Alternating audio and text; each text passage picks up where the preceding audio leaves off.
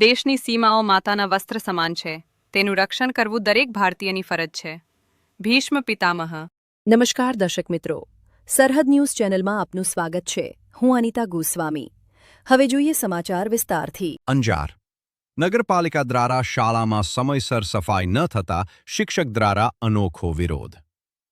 અંજાર શહેરમાં ward number 6માં આવેલ નગરપાલિકા સંચાલિત શાળા નંબર 16માં સફાઈ બાબતે શાળાના આચાર્ય મેહુલભાઈ દવે દ્વારા અંજાર નગરપાલિકામાં વારંવાર લેખિત રજૂઆત કરવામાં આવેલ છતાં પણ નગરપાલિકા દ્વારા સમયસર સફાઈ ન થતા શાળાના આચાર્યએ આખરે કંટાળીને કચરા પર જ ટેબલ ખુરશી રાખી કામગીરી કરી સોશિયલ મીડિયાનો સહારો લેતા અંજાર નગરપાલિકા દોડતી થઈ હતી.